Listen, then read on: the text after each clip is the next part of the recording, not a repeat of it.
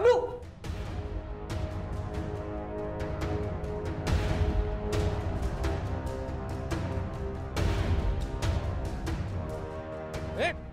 बंडू पकड़ बंडू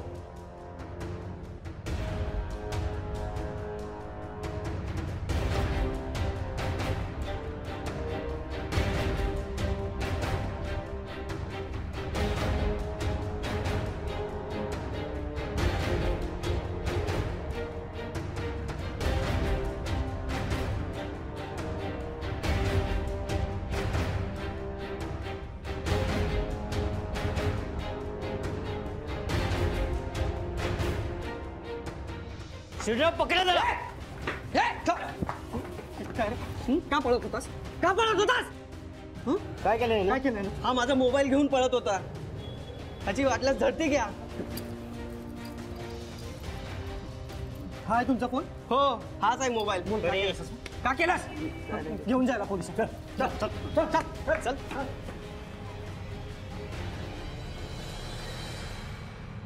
शिवराव आपण भलत्याच माणसाच्या मागे धावत होतो.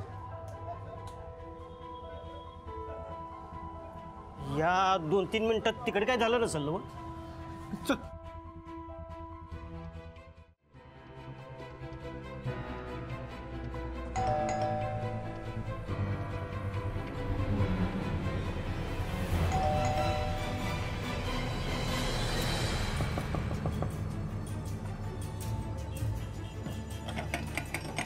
अविनाश काका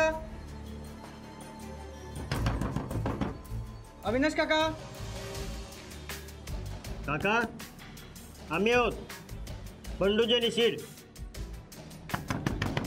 अविनाश काका प्लीज दार उघडा मी फोन करून बघतो. डोळा लागला काका फोन तर वाचतोय. शिडो आपण अलका त्यांना सांगू.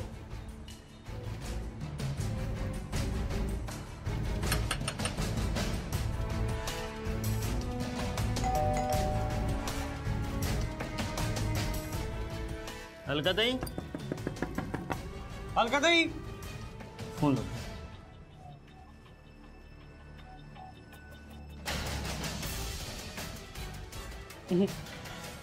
नाही होतं. शिडो रिंग आतून येत. पिस्तूल तर खोटी आहे पण पटकन पाहिली तर खरीच वाटते.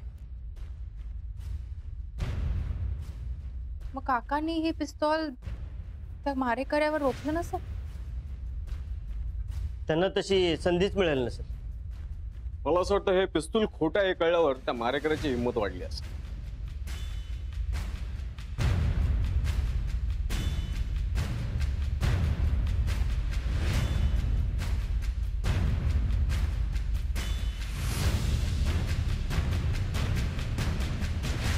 इथे जी पडझड झाली त्यावरून तरी असंच वाटतंय की काकांमध्ये आणि त्या हल्लेखोरामध्ये झटापट झाली असणार.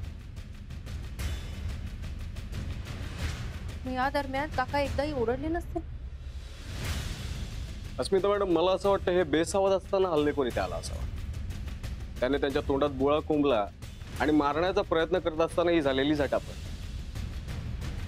आणि त्यांना असं खुर्चीला बांधून मारलं त्याने आणि त्यात तो जिंकला. तो हल्लेखोर इथे आला कसा आणि कुठून आणि इतक्या कमी वेळात त्याने हे सगळं कसं केलं असेल. सेठ अलकाला म्हणजे काकांच्या सुनेला काकांबद्दल काही माहिती नाही म्हणजे त्या बहुतेक त्यांचा फोन घरात विसरून कुठेतरी बाहेर गेला. नवीन त्यांच्या मुलाला पण फोन लागतो. शिंदे शिंदे आपली टीम आली की सगळी प्रोसिजर कंप्लीट करून घे आणि हो बॉडी तातडीने पोस्टमॉर्टमला पाठवा. ठीक आहे सर.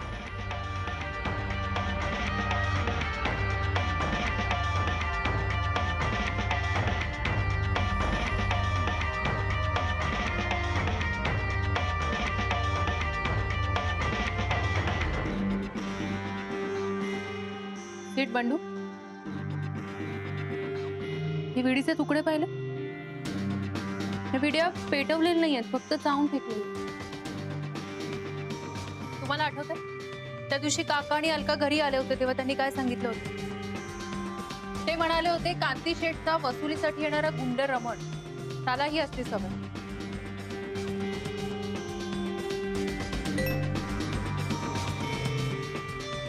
इन्स्पेक्टर साहेब, माझ्या सहकार्यांनी त्या रमणला ताब्यात घेतलं.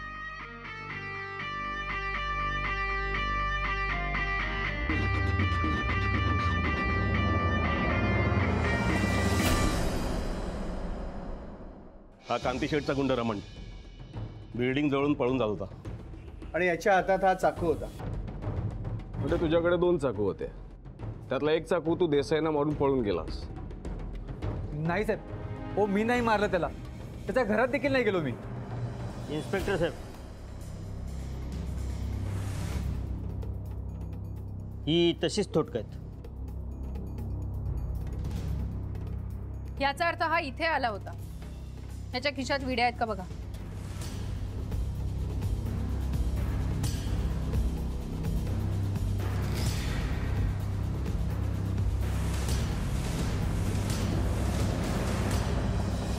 म्हणजे या विड्या तूच इकडे टाकल्यास? हो, पण हे दोघे बाहेर उभे होते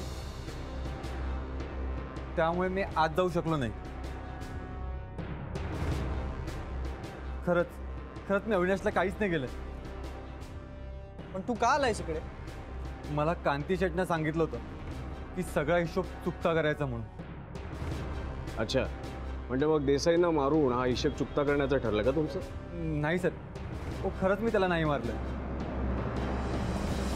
काय झालंय? पोलीस का आले? हो, देसाई काकांना मारले म्हणतात. काय म्हणतो? हो, मला माणूस होता, लेकाने खूप कर्ज केलं होतं. हो, घरी गुंड आले होते धमकवायला, त्यांनीच तर मारला नसेल. खरंच साहेब, मी खरंच त्याला नाही मारलं. मी खरंच आत नाही गेलो. गेला होतास तू. त्यांच्या घरातच नाही, त्यांच्या खोलीत सुद्धा गेला होतास. कारण त्यांच्या खोलीतही अशीच विडीची थोडकं सापडली आम्हाला, चावून टाकलेली. असतील, पण मी आज घरी गेलोच नाही. ती अगोदर गेलो होतो ना तेव्हाची असतील. लई शाण्या डोसक्यात आहेस. 2 दिवस तिथली काही थोटकं साफ करायची राहत्यात होय माणसं. आम्ही सकाळी घरी गेलो ना तेव्हा घर स्वच्छ होतं, कुठेही विडीचं थोटूक नव्हतं. नाही, याला आमच्या ताब्यात द्या. पोपटासारखा बोलता करतो याला. हो साहेब, खरंच मी काही नाही केलं. मॅडम आता भाडोत्री गुंड आहे, याचा करता करिता कांती शेठ त्याची चौकशी करावी लागेल.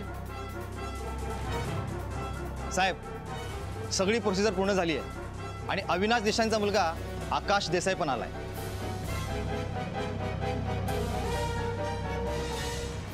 माने घेऊन जाईल. राकेश समेत तुम्ही सुद्धा जा ह्याच्यासोबत. त्या दिवशी मी तुझ्याबरोबर आले त्यामागची भावना वेगळी होती. अरे आपलं प्रेम आहे ना एकमेकांवर. अगं मी कुठं नाकारतोय, म्हणूनच सांगतोय बेबी, तुला फक्त मी सांगतोय तो रोल करायचा आहे. रोल साधारण सेमच आहे, स्टोरी पण साधारण तशीच, फक्त रोज हिरो वेगळा.